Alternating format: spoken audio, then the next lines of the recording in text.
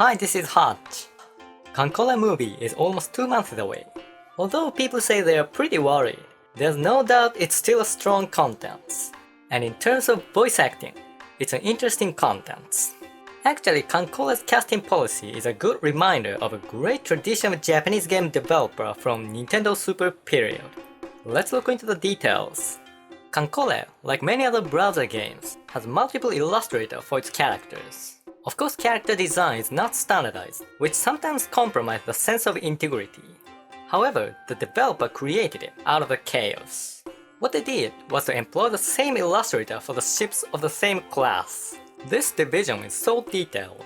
Actually, some ships of the same class can have different illustrators because of some minor changes. MOGAMI class cruiser makes a good example. Although they are ships of the same class, they have different illustrators.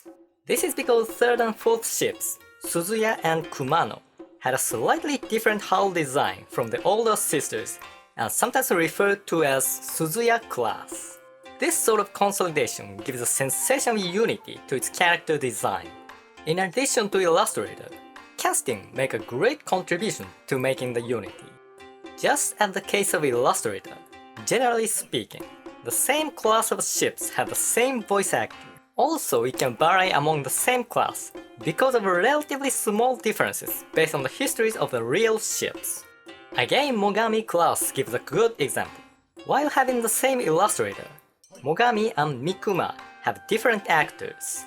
This reflects a different history of them. Mogami, unlike the other sisters, had her guns on aft deck removed and was fitted with a flight deck and a rail system to increase the number of seaplanes she can operate. However, the rule on casting is not something hard and fast. In fact, it doesn't apply to many ships that are added way after the launch of the game. This time it's prominent in KAGERO class destroyer. The first 4 in the game were all voiced by Saku Fujita. Then, in the summer 2013, 2 more were added, voiced by Brikat Sarah Emi. Next batch came in the spring and summer 2014.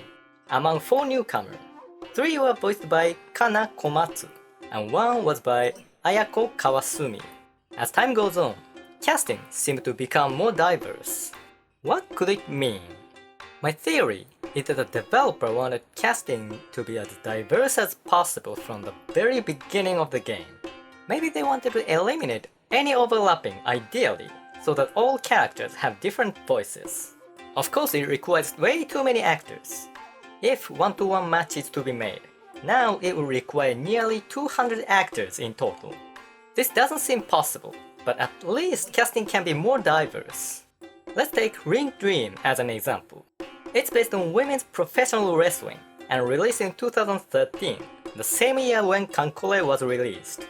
Total number of voice actors are about 70. All female, covering almost 140 characters. One actor covers 2 characters on average. On the other hand, KANCOLLE now has about 50 actors covering nearly 200 characters. Some people voice more than 10 characters in the game. If KANCOLLE had employed as many actors as Ring Dream, and it's something possible, their casting would be more diverse. One reason of the situation of KANCOLLE is that at first it didn't have much resource.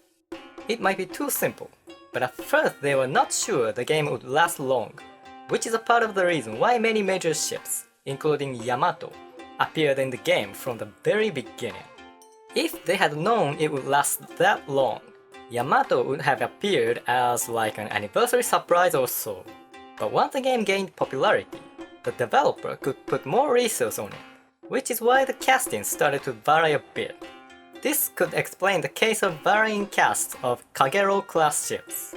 Although the fundamental want was not fulfilled, they instead did something unique. That is, dividing casts according to ship classes. It didn't just provide a good excuse for employing the same actor, but also make a good coherence in its characters. During Nintendo Super era, Japanese game developers are known to make a good use of limited resources of the games. One example is that in Super Mario, Cloud and Shrubs have the same sprites so that they can minimize the file size. After that, through the development of game consoles, this kind of creative device seems to have been forgotten. but the casting plan of KANCOLLE is a good reminder of those old wisdoms in game development. Thanks for watching! I'm making other shows related to Japanese voice acting and gaming in general. If you find this video interesting, please subscribe my channel and explore other videos. Also, I'll be glad if you share my videos. Until next time, Hutch signing out.